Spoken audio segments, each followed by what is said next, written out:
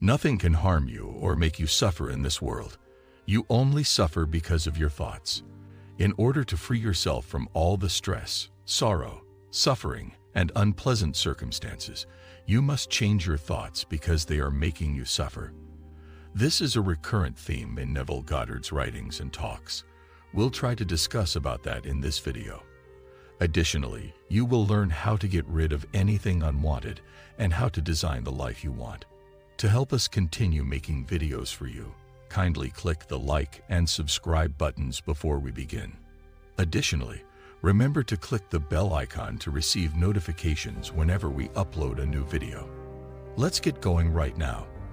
The spiritual law is totally different from our culture.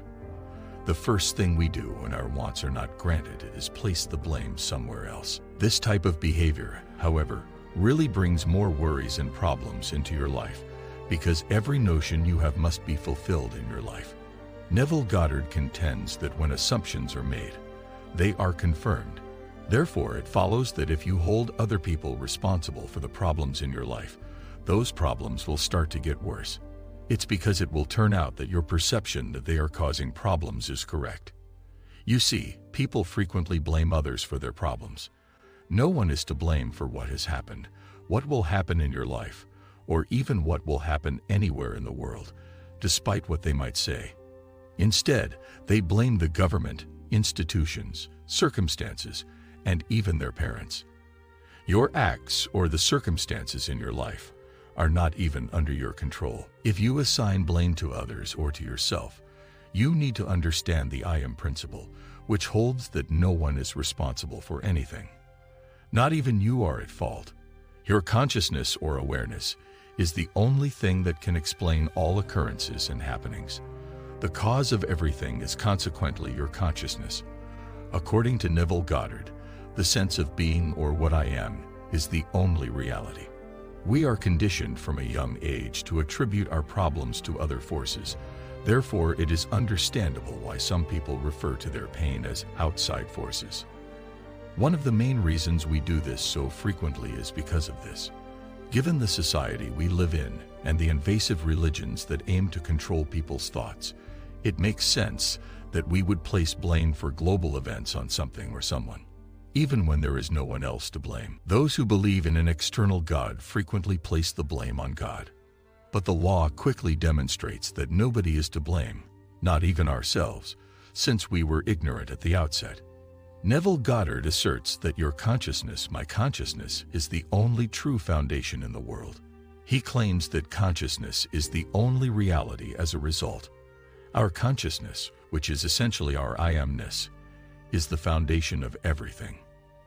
The fact that we are conscious is the only cause. You are not compelled to assign blame to others as a result. You shouldn't be accountable to yourself. You're not required to blame God for what happened in the world. It wouldn't have happened if you hadn't been aware of it. Since your consciousness made you aware of it, it was your consciousness that caused it.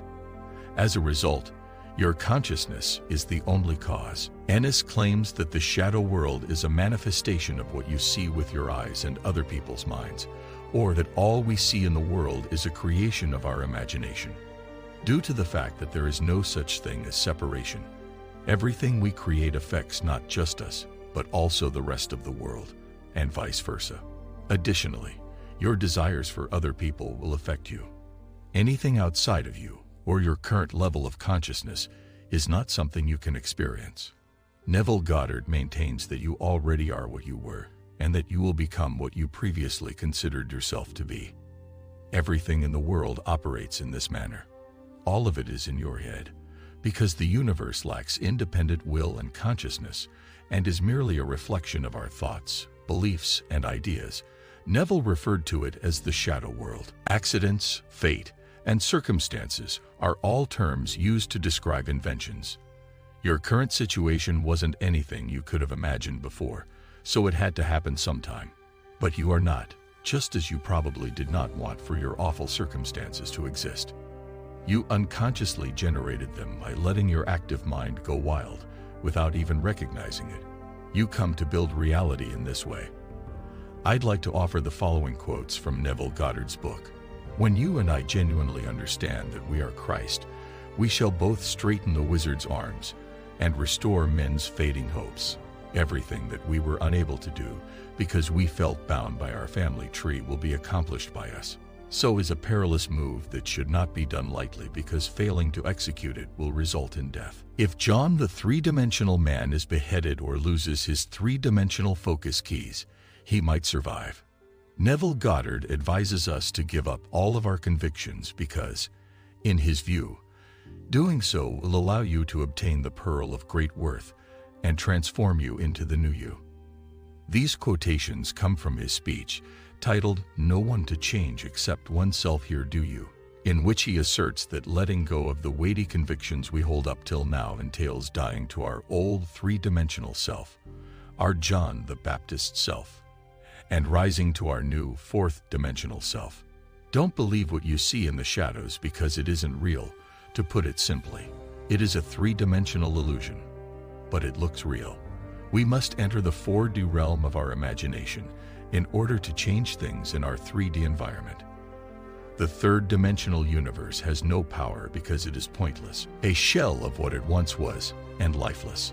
In actuality, your imagination has the power to change your surroundings. You must understand that you possess this ability inside yourself and let go of any justifications for doing so. Furthermore, if you have operant power, nothing or no one can assist you. Giving up control, for instance, to a tarot card reader because you think they can tell you what to do or what to expect.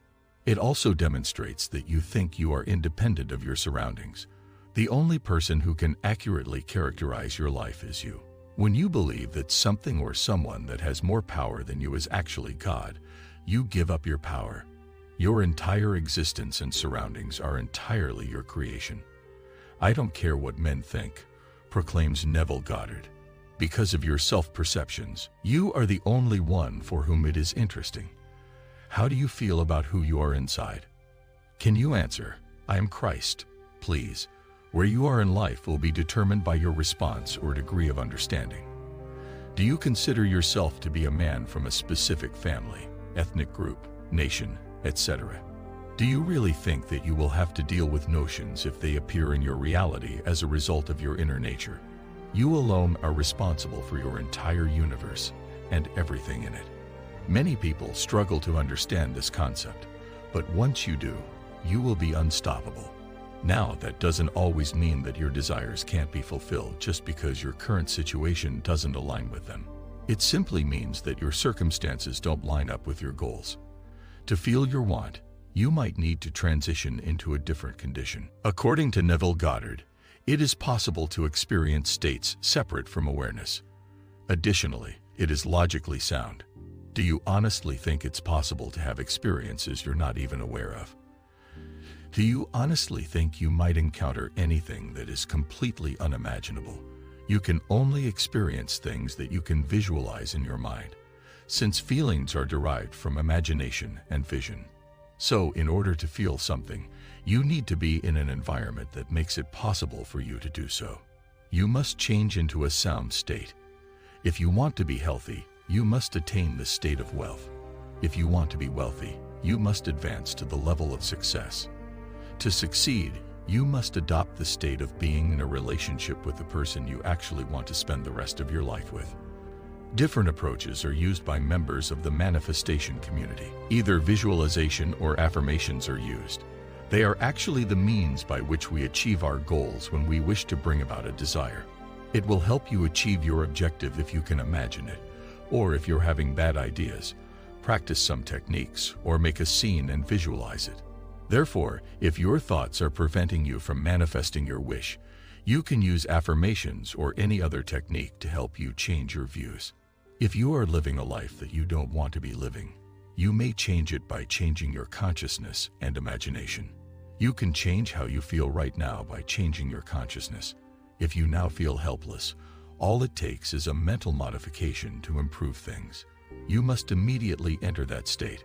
Since nothing on earth can stop you from achieving your goal once you get there. You are your desire when you get to this point, since your goal has always been a